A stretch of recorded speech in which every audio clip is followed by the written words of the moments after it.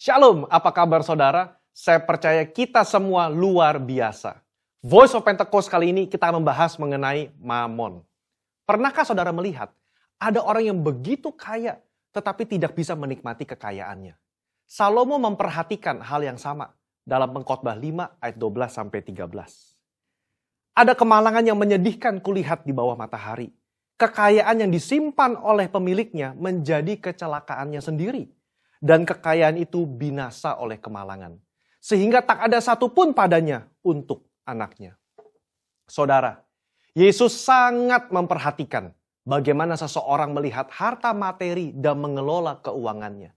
16 dari 38 perumpamaan yang Yesus berikan berbicara mengenai mengelola harta benda dan keuangan. Nah, kita mau melihat salah satu percakapan Yesus dengan seorang pemuda yang kaya mengenai integritas di dalam mengelola harta benda. Dalam Matius 19 ayat 16-26, tercatat tentang seorang muda yang kaya raya dan bertanya kepada Yesus cara untuk memiliki hidup yang kekal. Saya yakin saudara pernah dengar cerita ini. Dari percakapan Yesus dan anak muda ini, ada 3 hal yang dapat kita pelajari. Yang pertama, kehidupan kekal hanya ada di dalam Yesus. Pemuda ini datang dan bertanya, apa yang harus kuperbuat untuk memperoleh hidup yang kekal? Hari ini kita percaya bahwa tidak ada satu perbuatan pun yang dapat membayar jalan menuju ke surga selain percaya kepada Yesus. Kehidupan kekal diberikan kepada mereka yang percaya kepada Tuhan dan itu diterima karena kasih karunia melalui iman. Kenapa Yesus tidak berkata seperti itu kepada anak muda ini? Karena pada saat itu pengetahuan dan pemahaman orang-orang mengenai keselamatan belum dibukakan. Yesus belum mati di atas kayu salib. Dalam kasus ini, Yesus mengubah fokus anak muda ini dari melakukan apa yang baik kepada siapa yang baik. Bapa itu sendiri. Karena keselamatan ada dalam pribadi, bukan dalam perbuatan. Yesus meminta dia untuk menaati segala perintah dari Allah yang baik itu. Kenapa? Karena kepercayaan yang sejati akan melahirkan gaya hidup yang menaati firman-firmannya. Hari ini, setiap kita diperhadapkan dengan pilihan. Mau atau tidak mau menaati firman-Nya. Dalam hal integritas, meskipun tidak ada orang yang melihat, apakah kita tetap menaati firman?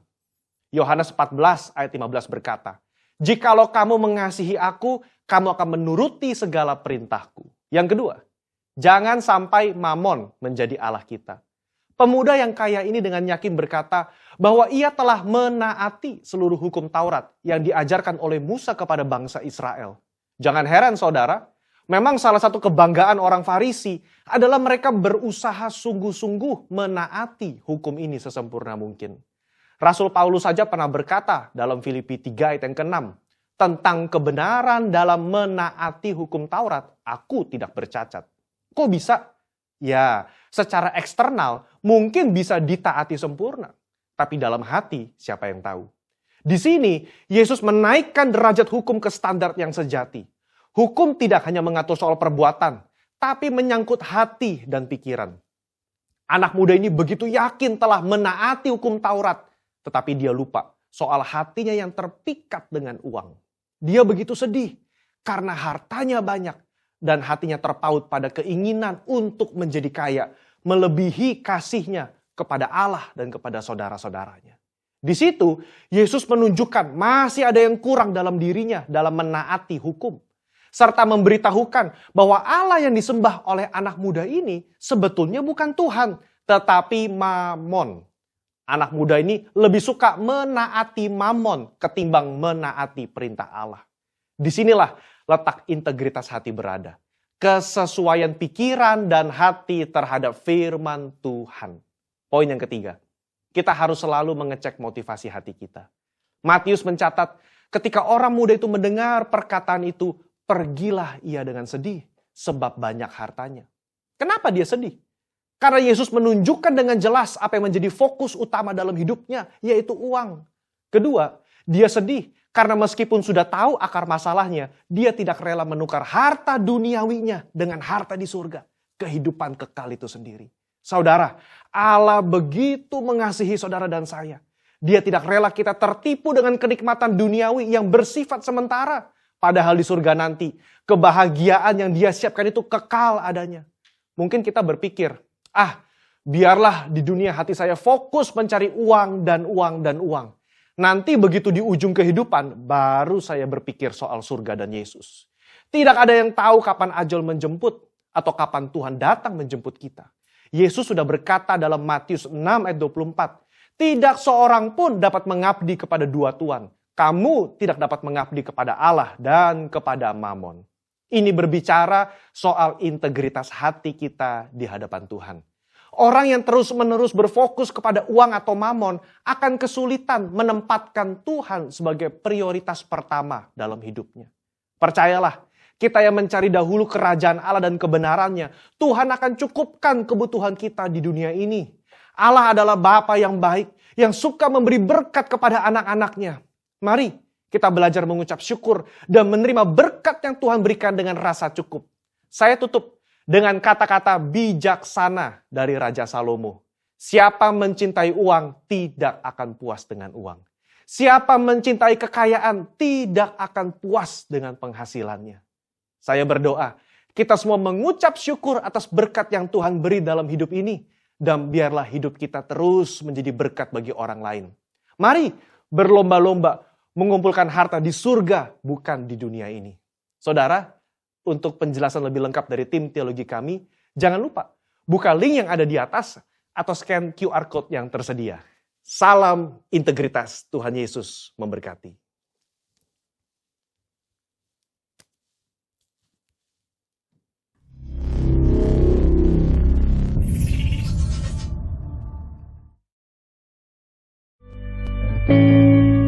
Dalam lindungan Allah, orang yang duduk dalam lindungan yang maha tinggi dan bermalam dalam naungan yang maha kuasa akan berkata kepada Tuhan, tempat perlindunganku dan kubu pertananku, Allahku yang kupercayai.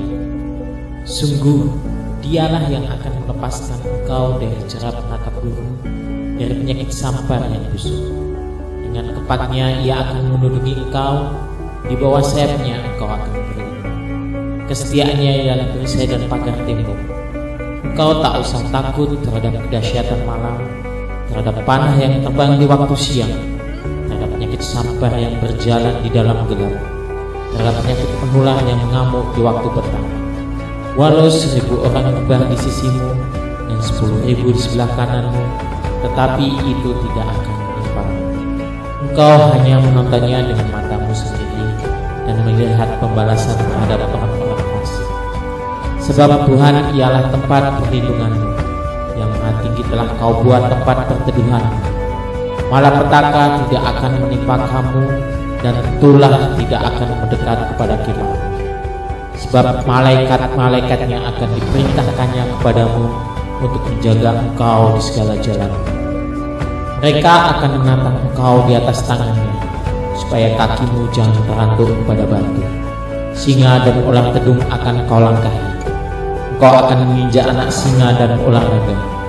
Sungguh hatinya melekat kepadaku, maka aku akan meluputkannya. Aku akan membentenginya sebab ia mengenal namaku. Bila ia berseru padaku, aku akan menjawab. Aku akan menyertai dia dalam kesesatan. Aku akan meluputkannya dan memuliakannya. Dengan panjang umur akan kukenyangkan dia, dan akan kuperlihatkan kepadanya keselamatan daripadaku. Amin. Shalom Bapak Ibu, teman-teman semua. Apa kabar? Kiranya kasih setia Tuhan terus ada bersama-sama dengan kita, menjaga kita, melindungi kita, memberikan kemenangan demi kemenangan dalam hidup kita. Kita mau sama-sama sembah Tuhan. Sekalipun kita terpisah oleh ruang dan waktu, tapi kita tetap satu suara, satu kaki. Sama-sama kita sembah Tuhan. Dimanapun kita berada, kapanpun, kita mau sembah Tuhan sama-sama. Amin. Mari kita satukan hati kita sembah Tuhan. Terima kasih Tuhan buat hari ini. Kasih setiamu terus ada bersama dengan kami Tuhan Yesus. Sekalipun kami berjalan dalam lembah kekelaman, Kau terus beserta dengan kami. perlindungan-Mu, penyertaan-Mu sempurna buat kami, karena Engkau layak untuk disembah, karena Engkau layak untuk dipuji. Allah kami yang hidup, Allah kami yang luar biasa. Ini sembah kami Tuhan, ini pujian kami Tuhan Yesus. Walau ku harus berjalan dalam lembah kekelaman, perlindungan-Mu, oh Tuhan, nyatalah bagi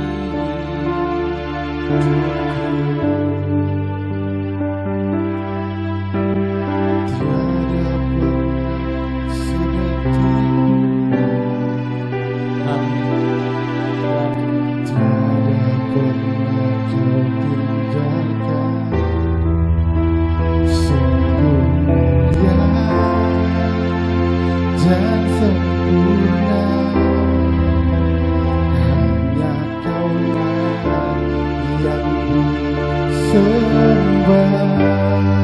bersama katakan, Yesus Engkau juru selamatku, dalam janji-Mu kemenanganku, selamanya kan ku nyatakan besar setiamu Tuhan di hidupku.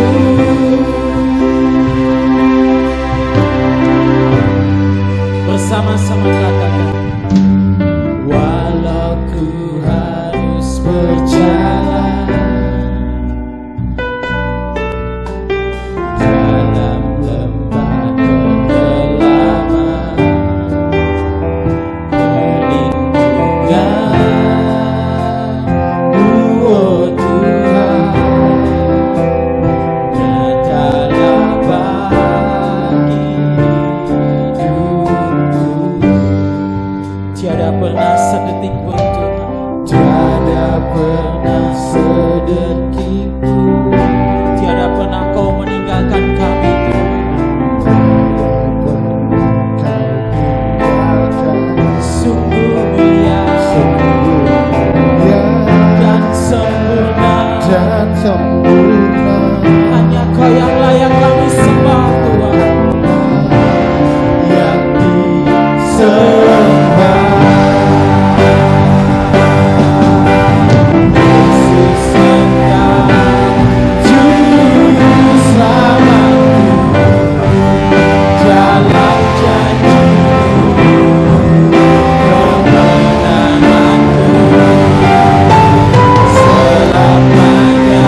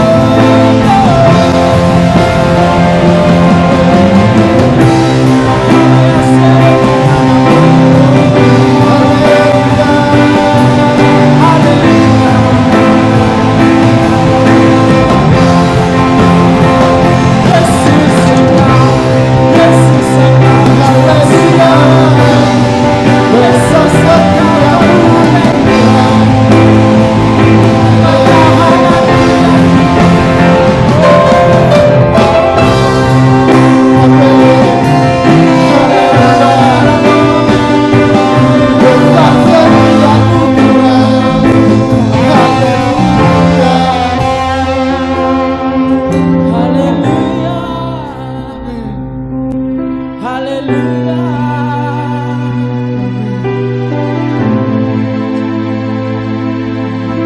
Kau juru selamat kami, Kau kota benteng kami Tuhan.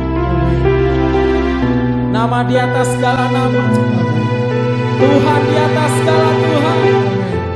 Yesus namamu indah, Yesus namamu besar, Yesus namamu mulia.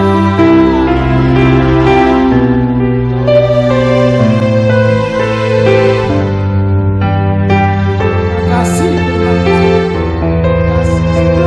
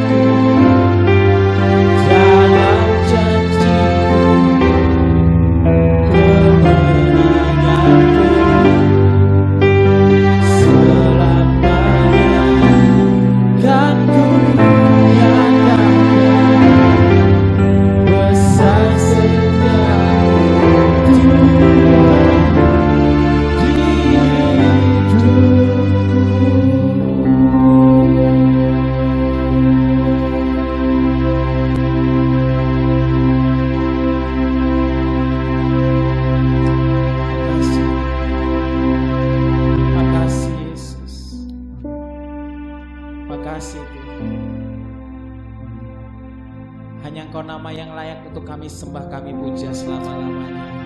Yang siap menyembah Tuhan, memuji nama Tuhan lebih lagi, boleh sama-sama katakan amin. Amin. Nama di atas segala nama, Yesus namanya yang layak disembah. Di dalam namanya ada kemenangan. Haleluya.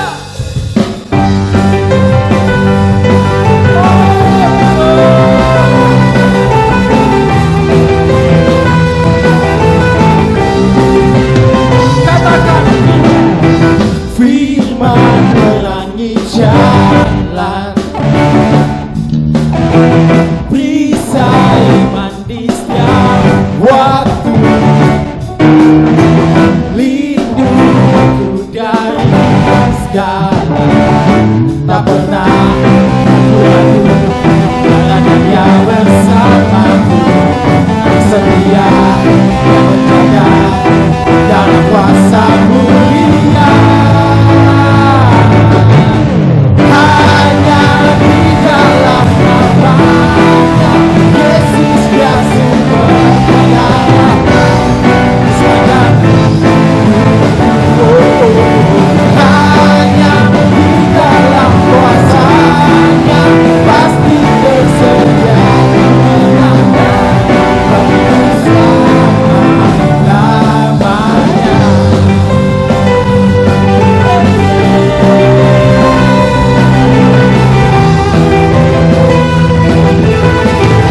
Katakan kebenaran yang bebaskan, selalu berikan ku kekuatan hadapi segala tantangan. Tak pernah aku ragu, karena Dia bersamaku, setia dan menjaga dalam kuasa mulia. Hanya di dalam nama-Nya Yesus dia sumber pengharapan. Sepanjang hanya di dalam kuasa-Nya pasti tersedia kemenangan.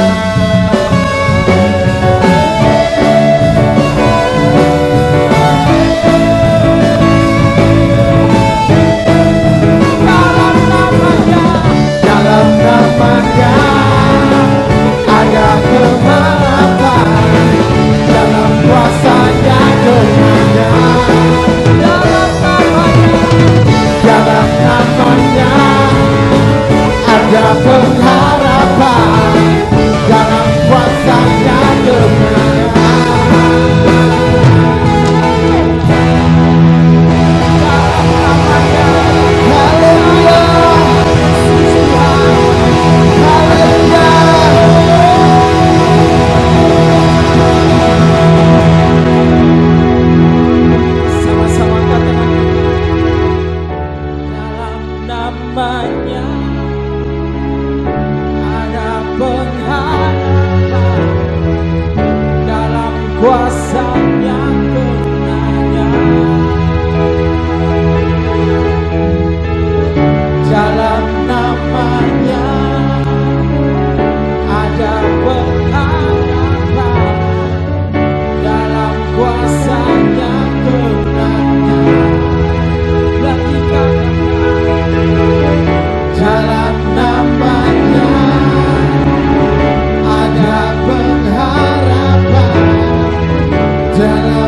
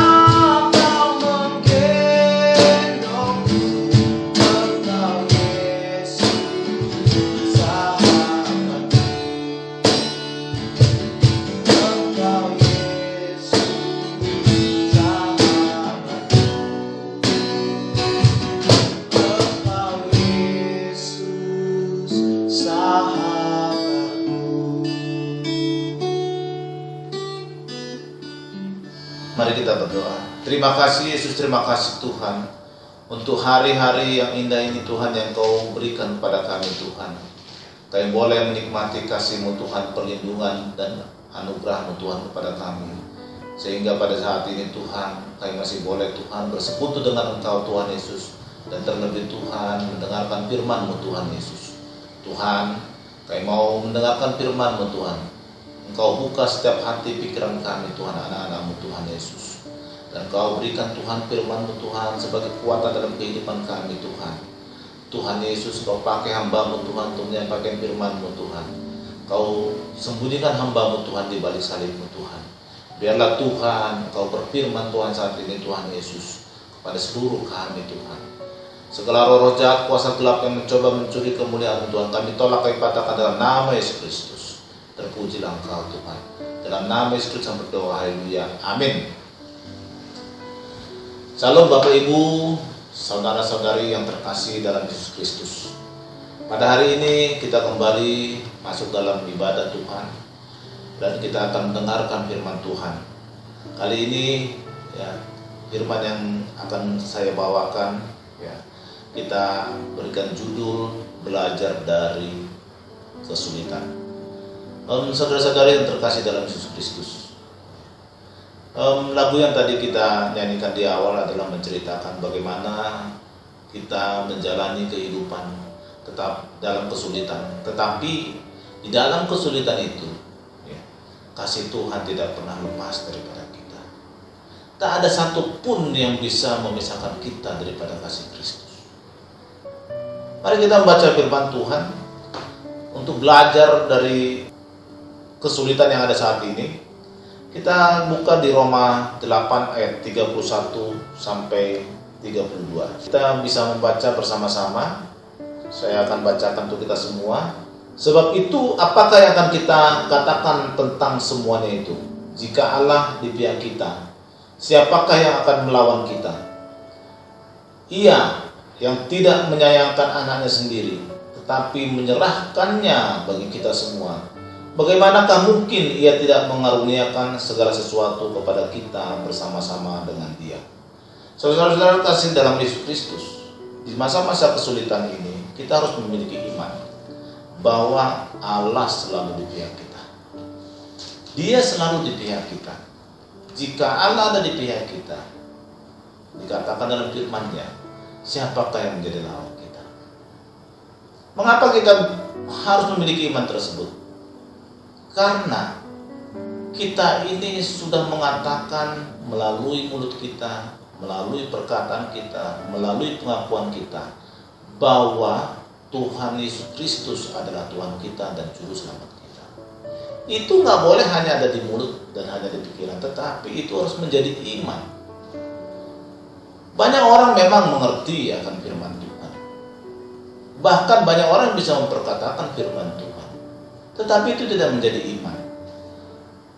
Hari ini saudara-saudara terkasih dalam Yesus Kristus, saya mau ingatkan kepada kita semua sebagai anak-anak Tuhan di gereja ini. Janganlah firman Tuhan itu hanya menjadi pengetahuan, tetapi firman itu harus menjadi iman kita. Apakah artinya iman itu? Artinya keyakinan kita. Firman mengatakan dengan tegas bahwa jika Allah di pihak kita, siapakah lawan kita? Mau kesulitan apapun, jangan takut jika Allah di pihak kita. Kita sudah menjalani pandemi ini setahun lebih. Jangan takut jika Allah di pihak kita. Karena firman Tuhan mengatakan, jika Allah di pihak kita, siapakah lawan kita? Penderitaankah? Kesulitankah? Mara bahayakah? Mautkah? Tidak ada yang harus kita takutkan. Jika kita punya keyakinan, jika kita punya iman bahwa Allah di pihak kita, maka tidak ada yang bisa menjadi lawan kita. Itu yang pertama Bapak Ibu. Dari kesulitan yang kita hadapi saat ini, ya kita harus punya keyakinan bahwa jika Allah di pihak kita, tidak ada yang menjadi lawan kita. Bapak Ibu saudara-saudara yang terkasih dalam Yesus Kristus, di masa-masa kesulitannya sudah setahun lebih ya, kita boleh bersyukur ya, sampai hari ini kita masih dalam pemeliharaan Tuhan. Tetapi yang bersyukur yang kedua adalah di dalam kehidupan kita ini, kita boleh mengalami masa seperti ini. Masalah pandemik seperti ini tidak bisa dialami oleh semua orang. Di masa periode ini, ya, di tahun 2020 sampai 2021 ini, di mana kita semua bisa hidup dan mengalami kondisi seperti ini juga harus menjadi sebuah pembelajaran dalam kehidupan kita. Itu sebabnya jangan sampai di masa-masa seperti ini kita tidak belajar dari sesuatu yang terjadi seperti sekarang. Kenapa kita harus belajar? Karena tidak semua orang mendapatkan kesempatan untuk mengalami kehidupan seperti ini. Jadi jangan lihat negatifnya, jangan lihat dari sisi kekurangannya, tapi lihatlah dari sisi positifnya. Sisi positifnya, nggak semua orang bisa mengalami kehidupan seperti sekarang. Hanya orang yang masih hidup di dalam semasa 2020 sampai 2021 ini sampai hari ini yang punya kesempatan mengalami hal seperti ini. Jadi jangan sia-siakan Bapak Ibu. Tentu Tuhan punya rencana di mana Tuhan mengizinkan terjadi pandemik di dunia ini di masa sekarang. Nah, di masa-masa inilah kita harus belajar kehidupan, belajar dari kesulitan yang terjadi saat ini. Nah, hari ini Bapak Ibu kita belajar di dalam menghadapi kesulitan ini, ya kita harus memegang janji Tuhan. Jikalau Tuhan di pihak kita, siapakah lawan kita? Itu yang pertama Bapak Ibu. Nah, yang kedua, kita juga belajar bahwa kita itu adalah umat pemenang. Jika kita punya iman bahwa kita adalah umat pemenang, kita menjalani masa-masa yang sulit saat ini pun kita akan menjadi tidak takut. Tapi kalau kita merasa punya pikiran, punya mental bahwa kita itu di dalam ancaman terus, di dalam ketakutan terus, ya, itu kita akan menderita menjalani kehidupan masa-masa sekarang. Tetapi ya, kalau kita punya iman, kita harus punya mental, punya perasaan, dan punya pikiran bahwa kita ini adalah umat pemenang. Mari kita baca di Roma 8 ayat 35 dan 39. Saya bacakan untuk kita semuanya. Siapakah yang akan memisahkan kita dari kasih Kristus? Penindasan atau kesesakan atau penganiayaan atau kelaparan atau ketelanjangan atau bahaya atau pedang? Seperti ada tertulis, oleh karena engkau kami adalah bahaya maut sepanjang hari. Kami telah dianggap sebagai domba-domba sembelihan. Tetapi dalam semuanya itu kita lebih daripada orang-orang yang menang oleh Dia yang telah mengasihi kita.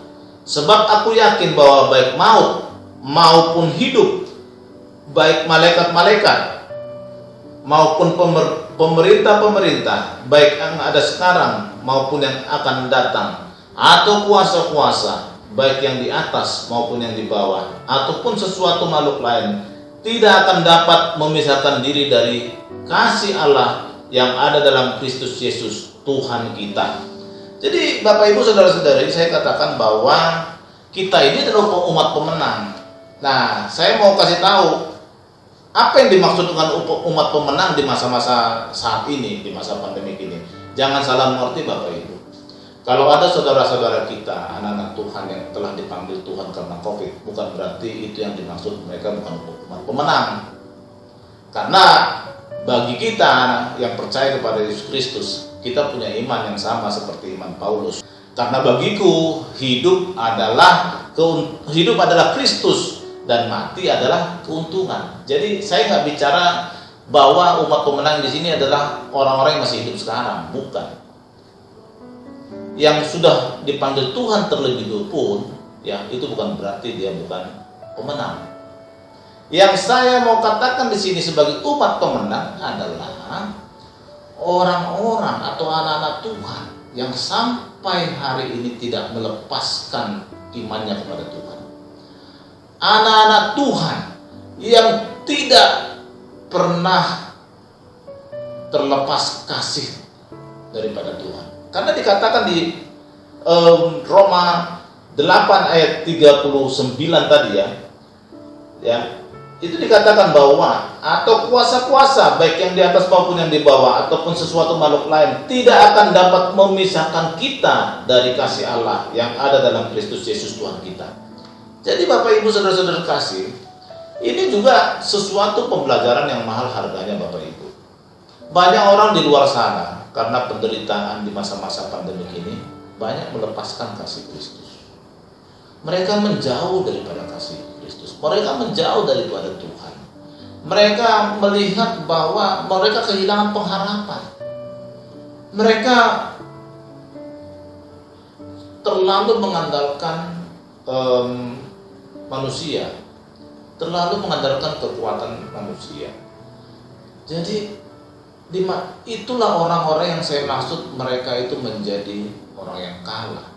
Banyak orang di luar sana yang hari-harinya dari pagi bangun sampai siang sampai malam tidur lagi, hari-harinya penuh dengan ketakutan.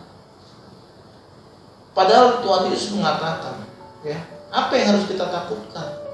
Kalau Tuhan Allah di pihak kita, nggak ada yang perlu takutkan. Jadi kita sebagai anak-anak Tuhan pegang janji Tuhan, pegang, ini harus menjadi iman kita bahwa kita itu umat pemenang. Kalau kita umat pemenang, ya, kita percaya bahwa kasih Tuhan itu selalu ada pada kita.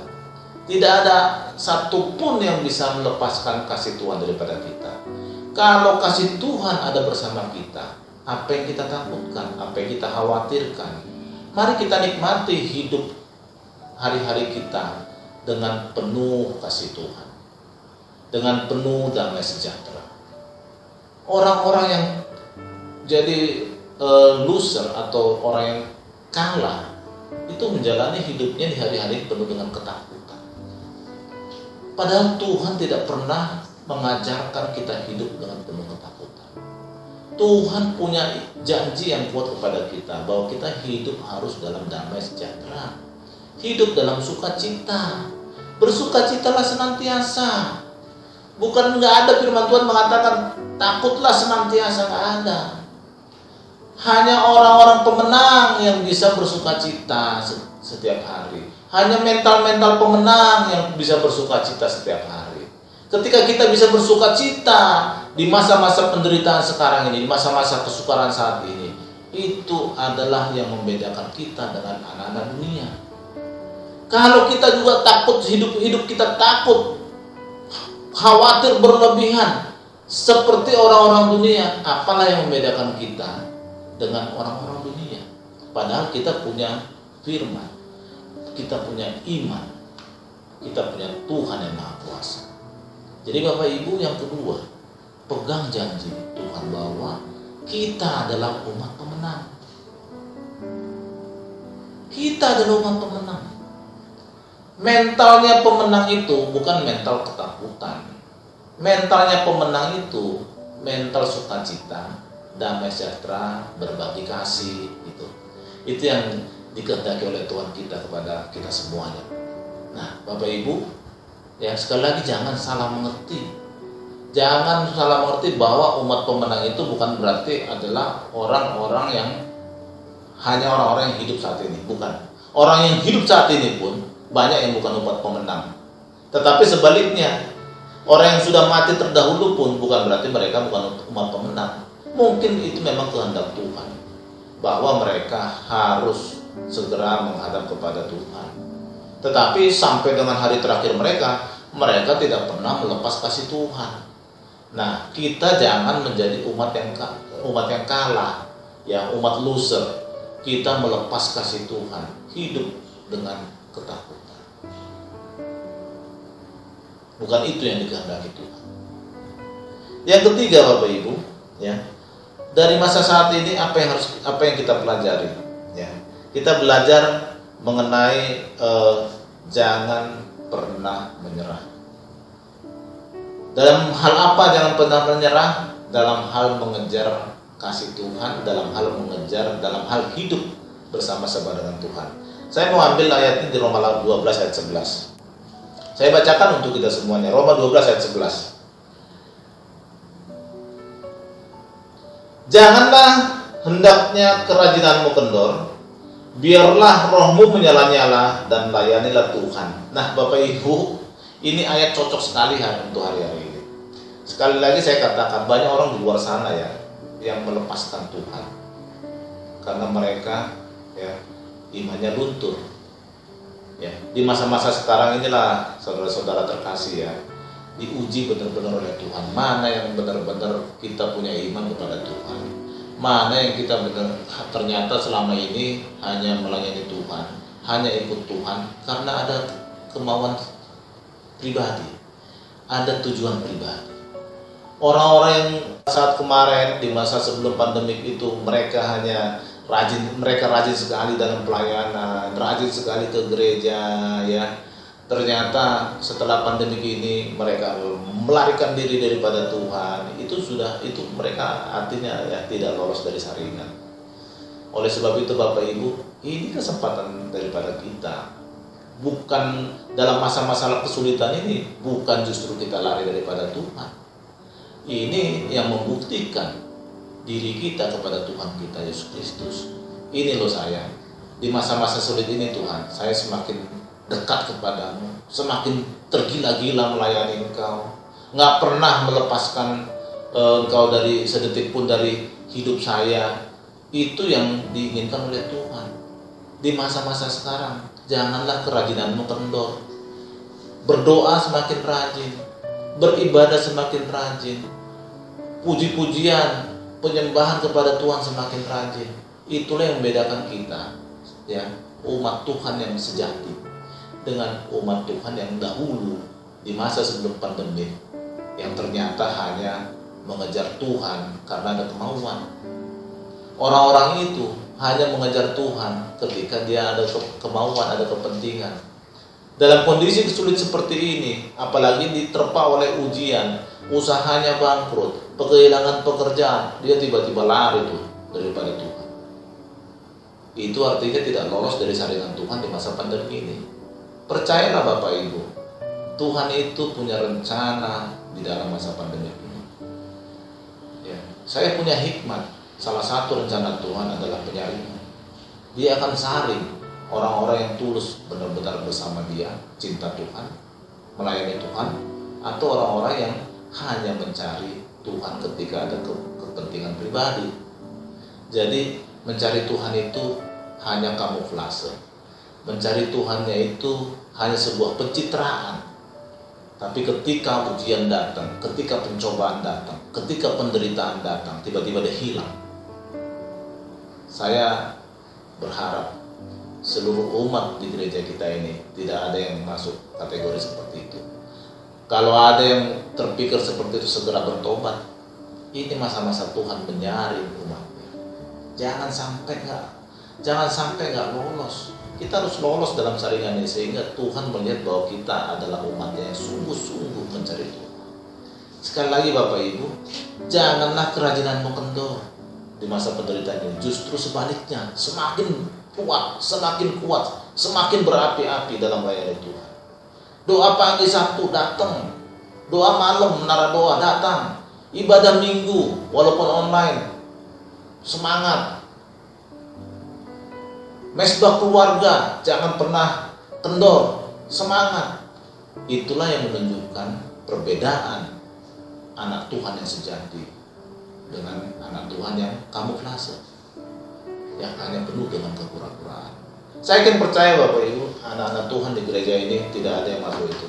Saya berdoa dalam nama Yesus Kristus, kalaupun ada yang seperti itu, Tuhan akan menarik kembali menjadi anak-anaknya sejati. Yang terakhir Bapak Ibu, apa yang kita bisa pelajari di masa-masa pandemi ini ya? Yang terakhir adalah kita di masa pandemi ini bersuka cita dalam pengharapan ya. Di Roma 12 ayat 12 menyambung ayat yang tadi. Di Roma 12 ayat 12, bersukacitalah dalam pengharapan, sabarlah dalam kesesakan, dan bertekunlah dalam doa. Bapak Ibu saudara-saudara kasih dalam Yesus Kristus, di masa-masa sulit ini yang membedakan anak Tuhan sama bukan anak Tuhan, yang seperti saya katakan di awal, bersukacita. Adakah sukacita dalam hidup kita ketika mengalami penderitaan, pencobaan, dan kesulitan di masa sekarang? Atau kita hidup dalam penuh dengan kemurungan, hidup dalam ketakutan, kekhawatiran, ya, semuanya hari lepas hari demi hari dilewati dengan kesedihan, kesulitan, ya, larut dalam kesulitan dunia ini, atau kita tetap bersukacita? Tuhan Yesus mengajarkan kepada kita, bersukacitalah dalam pengharapan. Kenapa kita bisa bersukacita? Kalau kita punya Tuhan, pengharapan kita akan penuh. Ketika kita punya pengharapan, maka ya kita bisa bersukacita. Hanya orang-orang yang tidak punya pengharapan yang tidak bisa bersukacita. Kalau kita anak Tuhan, masa iya kita nggak punya pengharapan? Banyak sekali janji Tuhan yang diberikan kepada kita. Itulah pengharapan kita. Pegang janji Tuhan. Itu yang menjadi harapan hidup kita. Itu yang menjadi masa depan kita. Ketika kita memegang janji Tuhan, saya yakin percaya kita akan bersukacita. Meskipun dalam kesesakan, ya, kita akan diajarkan Tuhan untuk selalu sabar dalam menghadapi kesesakan ini. Sabar dalam menghadapi kesesakan, pasti di belakang hari Tuhan akan memberikan yang terbaik sebagai upah daripada kesetiaan kita, ketekunan kita, sebagai upah. Dan Tuhan ya sesuai dengan janji-janjinya kepada kita, Dia akan memberikan segala hal yang baik. Ya, itulah pengharapan kita sebagai anak-anak Tuhan yang sejati. Jadi Bapak Ibu, ya, belajar dari kondisi pandemi ini, belajar dari kesulitan hidup saat ini. Jangan nggak belajar. Belum tentu suatu saat kita diberikan kesempatan umur panjang setelah pandemi ini kita bisa mengalami hal-hal seperti ini. Belum tentu. Ya, ini adalah waktu yang sangat berharga, waktu yang sangat langka. Kita harus maksimalkan belajar dari kondisi saat ini. Sekali lagi Bapak Ibu, dalam kondisi saat ini yang pertama ya saya ulangi, kita harus punya iman ya bahwa Allah ada di pihak kita. Jika Allah di pihak kita, siapakah lawan kita? Yang kedua, kita harus punya iman bahwa kita adalah umat pemenang. Yang ketiga, dalam kondisi saat ini jangan pernah menyerah, jangan pernah kendor. Justru sebaliknya kita harus bertekun dalam doa pengharapan. Yang keempat, bersukacitalah dalam pengharapan. Ya. Demikian Bapak Ibu yang saya sampaikan ya firman Tuhan kepada kita. Saya yakin percaya dengan firman ini kita semua diberkati. Bapak Ibu yang mendengarkan firman ini, saya berdoa ya berkat Tuhan berlimpah atas Bapak Ibu semuanya. Ya, terima kasih ya Tuhan Yesus memberkati kita semuanya, menjaga kita dengan sempurna dan memberikan perlindungan di dalam hari-hari kita. Ya, Tuhan berkati. Bapak Ibu, mari kita angkat kedua tangan kita menghadapkan wajah kita kepada Tuhan. Kita akan menerima berkat daripada Tuhan kita Yesus Kristus. Berkat yang berlimpah-limpah dari Allah Bapa, kasih karunia daripada Yesus Kristus, dan penyertaan daripada Roh Kudus, itu yang menyertai kita dari saat ini sampai selama-lamanya. Mari yang percaya sama-sama katakan amin.